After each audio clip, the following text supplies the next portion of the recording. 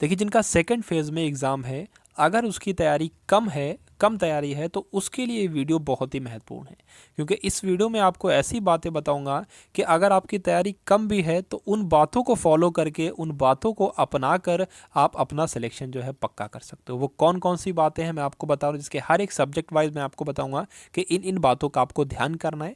जैसे कि मान लीजिए आपका दिन 3 या 4 दिन बाद आपका पेपर है यूपीएसआई का, या किसी का 7-8 दिन बाद है, किसी का 10 दिन बाद है, कभी भी आपका पेपर है, तो इन दिनों में, बचे हुए दिनों में आप क्या करो जिससे आपका सिलेक्शन तय हो जाए। तो सबसे पहले हम लोग बात कर ले मैथ की, कि मैथ में आपको किन किन बातों का ध्यान रखना है और सिलेक्शन कर लेना है अपनी मुट्ठी में। सबसे पहले आप सभी लोग देखिए, याद रखिए कि मैथ में आपको एपी, अगर आपने नहीं पढ़ा हो, एपी और जीपी और एचपी करके एक चैप्टर है, इसको पढ़कर जाना है। क्यों? क्योंकि साफ साफ इससे 2 से 3 प्रश्न बन रहे हैं हर एक शिफ्ट में। हर एक शिफ्ट में 2 से 3 प्रश्न बन रहा है, और हो सकता हो ये आपने पढ़ा भी ना हो। आपको चैप्टर पढ़ के जाना है लाभ हानि। लाभ हानि से भाई दो दो प्रश्न बन ही रहे हैं, ठीक है। ज़्यादा से ज़्यादा 2 और कम से कम 1 प्रश्न तो बन ही रहा है, बल्कि 2 से ऊपर ही मानिए आप लोग।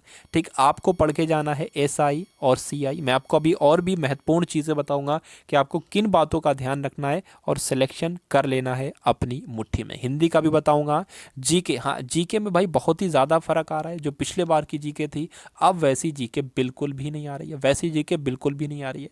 मैथ भी वैसे नहीं आ रही, रीजनिंग भी वैसी नहीं आ रही। तो सभी शिफ्टों का एनालिसिस करने के बाद ये मैं वीडियो लाया हूँ आप सभी के लिए। चलिए, उसके अलावा अगर हम लोग बात करें, ठीक है, अगर हम लोग बात करें मेंसुरेशन का, बहुत ज़्यादा नहीं आ रहा है। कुल मिला के मैथ का अगर हम लोग बात करें, जितना आप लोगों ने पढ़ लिया है ना, जितना आप लोगों ने पढ़ लिया है वो आपके लिए इनफ है। बस जो सिंपल सिंपल क्वेश्चन है, नॉर्मल क्वेश्चन है, जैसे कि जितने भी आपने सूत्र पढ़ रखे हो, कुछ ही सूत्र पढ़ ले होगे वैसे, तो उन सब का आप लोग रिवाइज करके चले जाना।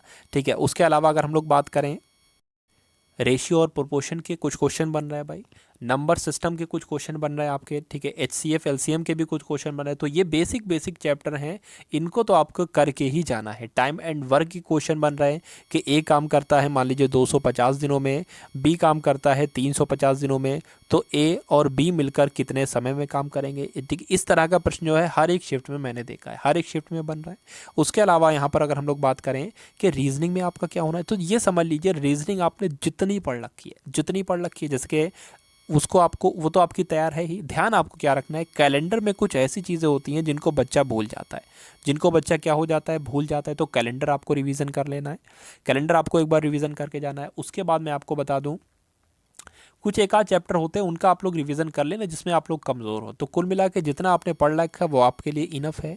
हिंदी की बात करूं मैं, साहित्य जो है, जैसे जेल वार्डर में पूछा गया था, हम लोग सोच रहे थे वैसे ही पेपर आएगा, तो जेल वार्डर की तरह जो है वो इसमें नहीं भाई, हिंदी पूछी गई। हिंदी बहुत ही आसान, बहुत ही निर्मल, बहुत ही अच्छी।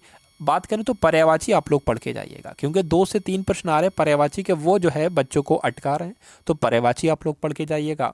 उसके अलावा जो विशेषण वाला एक चैप्टर होता है वो आप लोग पढ़ के जाइएगा। सकर्मक अकर्मक क्रिया से आ रहे हैं प्रश्न, संधि समास से प्रश्न आ रहे हैं, वर्णमाला से प्रश्न पूछे जा रहे हैं, आघोष सघोष पढ़ के जाइएगा। ठीक है, जीके की बात करें हम लोग, तो जीके में आप सिर्फ वाद पूछे जा रहे हैं, यानी कि मूल विधि में क्या पूछे जा रहे हैं, वाद पूछे जा रहे हैं। और कौन सा अधिनियम, कौन सा एक्ट कब पारित हुआ और कब लागू हुआ, इस तरह से प्रश्न पूछे जा रहे हैं। कोई धारा वारा इसमें नहीं पूछी जा रही है। ठीक है, बेकार माथा पच्ची करना है, वाद पढ़ के चले जाना, और कौन सा अधिनियम कब पारित हुआ, कब लागू हुआ।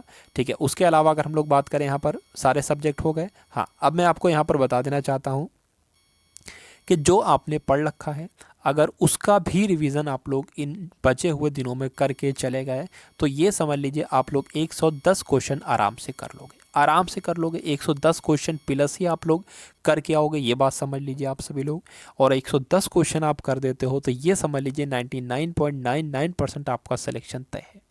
ये मैं क्या बता रहा हूँ, रनिंग के बाद की कट ऑफ बता रहा हूँ भाई, अंतिम कट ऑफ बता रहा हूँ, पहले की कट ऑफ नहीं बल्कि अंतिम की कट ऑफ बता रहा हूँ। और जो बच्चे बोल रहे हैं पेपर बहुत ही आसान है, बहुत ही आसान है, तो बहुत आसान नहीं भाई। हिंदी में कुछ क्वेश्चन है जो हिलगा रहे हैं, रीजनिंग में कुछ क्वेश्चन है हिलगा रहे हैं, मैथ में कुछ क्वेश्चन है टाइम वर्क के जो हिलगा रहे हैं, समझे। तो पेपर बहुत आसान भी नहीं है, मॉडरेट हम लोग इसको कह सकते हैं, ईजी टू मॉडरेट इसको हम लोग कह सकते हैं। चलिए, तो जिनका भी एग्ज़ाम आने वाली शिफ्टों में है उन सभी के लिए बहुत बहुत शुभकामनाएं। उन सब का पेपर बहुत ही बेहतरीन होगा, पूरे कॉन्फिडेंस से आप सभी लोग जाइएगा, जितना पढ़ चुके हैं रिवीजन करके जाइएगा। वीडियो पसंद आई हो तो आप सभी लोग एक ग्रुप में कम से कम शेयर करेंगे, जिससे इस वीडियो का लाभ सभी लोगों को मिल सके। तो मिलते हैं हम सभी लोग आने वाली वीडियो में। जय हिंद, वंदे मातरम।